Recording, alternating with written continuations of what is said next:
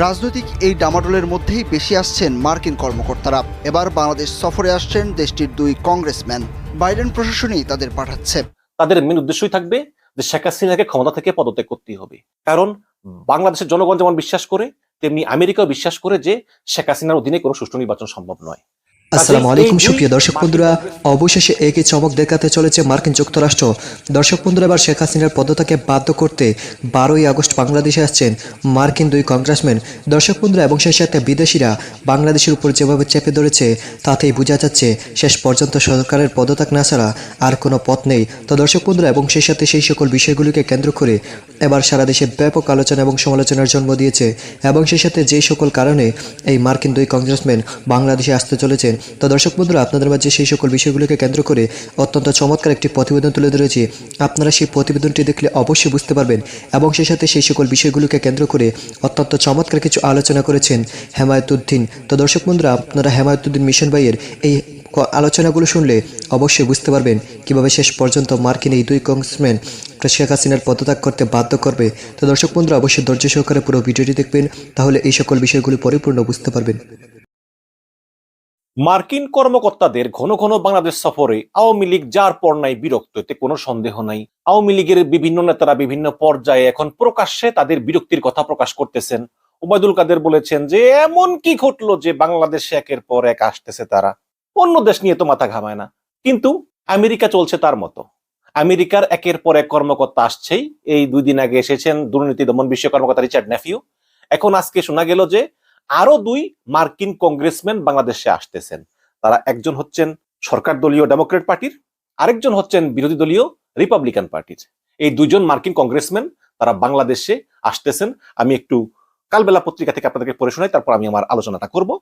লিখেছেন যে ডেমোক্রেট পার্টির কংগ্রেসম্যান অ্যাড কেস এবং রিপাবলিকান পার্টির কংগ্রেসম্যান রিচার্ড ম্যাকরোমিক তারা বাংলাদেশে আসতেছেন। সামনে দ্বাদশ জাতীয় সংসদ নির্বাচন, এর আগে গরম হয়ে উঠেছে রাজনৈতিক মাঠ। এর মধ্যেই বাংলাদেশ সফরে আসতেছেন একের পর এক বিদেশি কূটনীতিক। এর মধ্যে মার্কিনীদের সংখ্যাই বেশি। এবার আসছেন দেশটির 2 কংগ্রেসম্যান।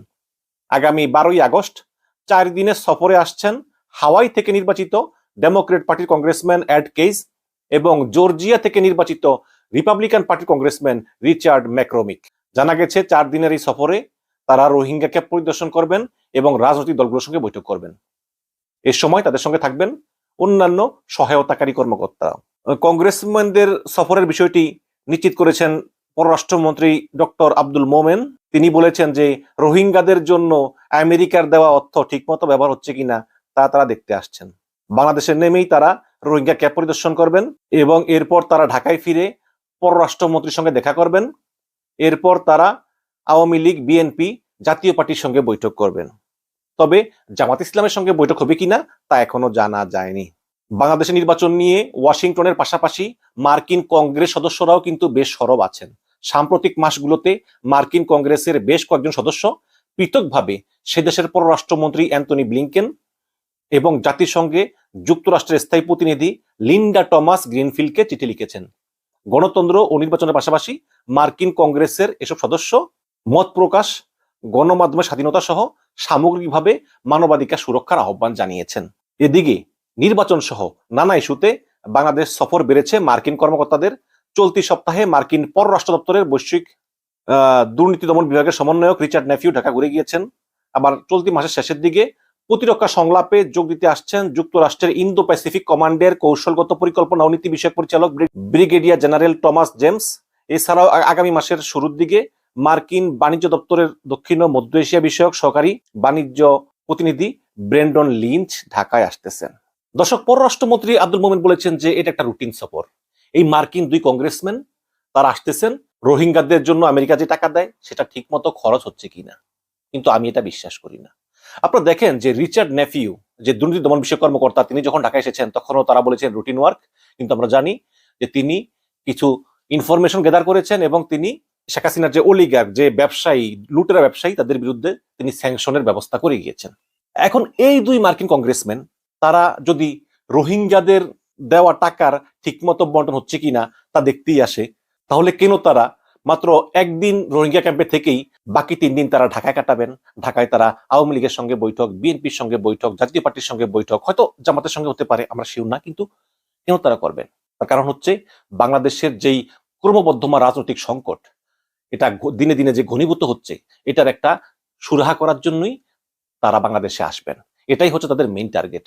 এর জন্যই তারা আওয়ামী লীগের সঙ্গে বৈঠক করবেন, বিএনপির সঙ্গে বৈঠক করবেন, জাতীয় পার্টির সঙ্গে বৈঠক করবেন, জামাতের সঙ্গে বৈঠক করবেন। বৈঠক করে তারা একটা সলিউশন বের করার চেষ্টা করবেন। এই মার্কিন দুই কংগ্রেসম্যান তারা বাংলাদেশে এসে আসলে ঠিক কি ধরনের আলোচনা করবেন বলে আমার মনে হয়। দর্শক, আমি মনে করি যে তারা একটা সলিউশন বের করার চেষ্টা করবেন। তারা বিএনপিকেও বলবেন যে হ্যাঁ, এই তত্ত্বাবধায়ক সরকারের দাবি থেকে কিছুটা সরে আসো। আওয়ামী লীগকেও বলবেন যে তোমরাও দলীয় সরকারের অধীনে নির্বাচন হবে, শেখ হাসিনার অধীনে নির্বাচন হবে, এই ধরনের বক্তব্য থেকে কিছুটা সরে আসো। এইভাবে তারা একটা সমাধান করার চেষ্টা করবেন। কিন্তু তাদের মেন উদ্দেশ্যই থাকবে যে শেখ হাসিনাকে ক্ষমতা থেকে পদত্যাগ করতেই হবে। কারণ বাংলাদেশের জনগণ যেমন বিশ্বাস করে, তেমনি আমেরিকাও বিশ্বাস করে যে শেখ হাসিনার অধীনে কোনো সুষ্ঠু নির্বাচন সম্ভব নয়।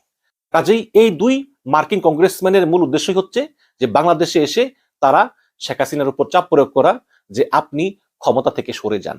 বাংলাদেশের বৃহত্তর স্বার্থে, বাংলাদেশের মানুষের স্বার্থে, অর্থনৈতিক স্বার্থে আপনি পদত্যাগ করুন। পদত্যাগ করে আপনি একটি সুষ্ঠু নির্বাচনের আয়োজন করুন।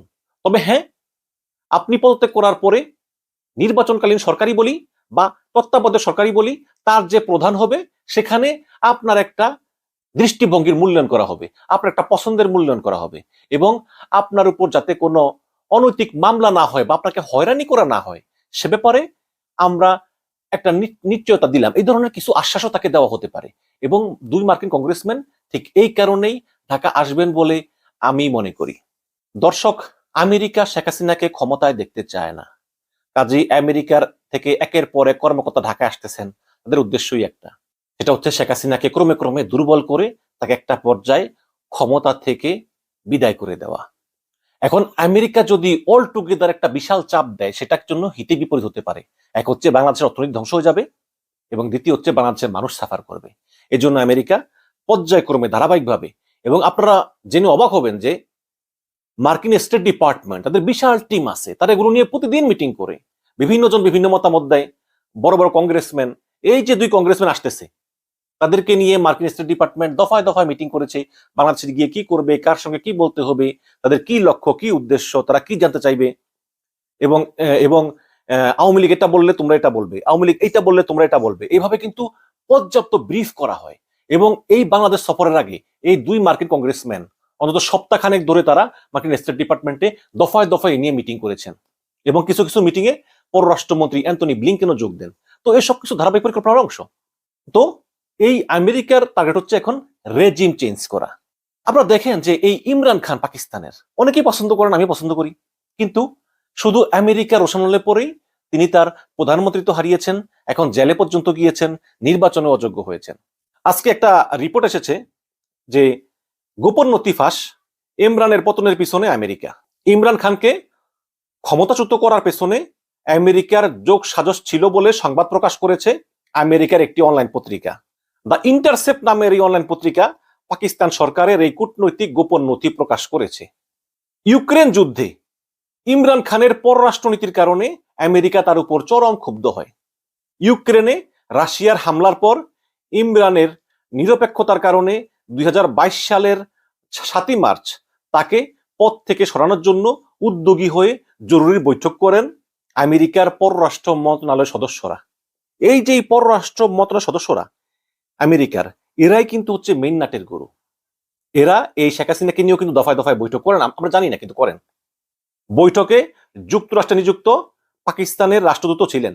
এ সময় ইমরানকে না সরালে পাকিস্তানকে আলাদা করে রাখা হবে, এক ঘরে করে রাখা হবে বলে পাকিস্তানের রাষ্ট্রদূত আসাদ মাজিদ খান এবং যুক্তরাষ্ট্রের মধ্য ও দক্ষিণ এশিয়া বিষয়ক সহকারী মন্ত্রী ডোনাল্ড লুর মধ্যকার কথোপকথনে ইমরান খানের উপর আমেরিকার নাকশ হওয়ার কারণ বোঝা যায়। ডোনাল্ড লু ইউক্রেন যুদ্ধের পর ইমরানের রাশিয়া সফর এবং পুতিনের সঙ্গে সাক্ষাতের চেষ্টার জন্য ইমরানের উপর ইউরোপিয়ান দেশগুলো ক্ষুণ্ণ হয়েছে বলে জানিয়েছেন। ইমরান খানের সংসদে কোনো সংখ্যাগরিষ্ঠতা ছিল না, এবং পাকিস্তানের বিচার বিভাগ স্বাধীন, সেনাবাহিনীও স্বাধীন, অন্যান্য প্রতিষ্ঠানগুলো স্বাধীন। সেজন্য কিন্তু আমেরিকা ইমরান খানকে সহজেই তার পদ থেকে সরিয়ে দিয়েছে। কিন্তু শেখ হাসিনার ব্যাপারটা ভিন্ন। শেখ হাসিনা ক্ষমতায় আসার পর প্রত্যেকটা প্রতিষ্ঠান যেভাবে কুক্ষিগত করেছেন, বাংলাদেশে আর কোনো স্বাধীন প্রতিষ্ঠান নেই।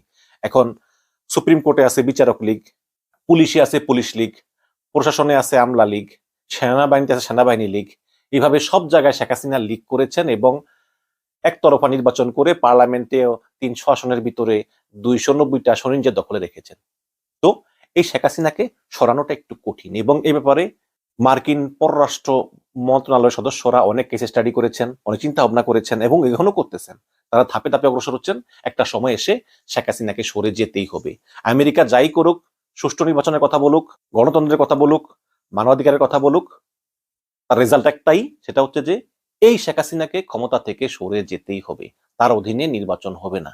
এবং যাতে শেখ হাসিনা সরে যায় এজন্য আনঅফিসিয়ালি চাপ দিতেই এই মার্কিন 2 কংগ্রেসম্যান তারা বাংলাদেশে আসবেন বলে আমি মনে করি এবং তারা এসে আওয়ামী লীগ, বিএনপি, জাতীয় পার্টি, সম্ভবত জামাতের সঙ্গে কথা বলবেন এবং কথা বলার পরে তারা দেশে ফিরে গিয়ে তারা তাদের যে ফিডব্যাক দিবেন সেই অনুযায়ী শেখ হাসিনার উপর আরো কি চাপ দেওয়া যায় সেই ব্যাপারে মার্কিন পররাষ্ট্র মন্ত্রণালয় তাদের সিদ্ধান্ত নেবেন। সিদ্ধান্ত হয়তো পরিবর্তন করতে পারেন। তো দর্শক বন্ধুরা, আপনারা হয়তো পুরো ভিডিওটি দেখে এবং এই সকল তথ্যগুলো জেনে অবশ্যই বুঝতে পেরেছেন অবশেষে বাংলাদেশে আসছেন মার্কিন 2 কংগ্রেসম্যান এবং তারা রোহিঙ্গা ক্যাম্পে তারা পরিদর্শন করবেন এবং সেই সাথে বাংলাদেশের রাজনৈতিক 3টি দলের সাথে তারা বৈঠক করবেন। তো দর্শক বন্ধুরা, এতেই বোঝা যাচ্ছে শেষ পর্যন্ত বাংলাদেশ সরকারের জন্য বেশ কঠিন মুহূর্ত সৃষ্টি হচ্ছে।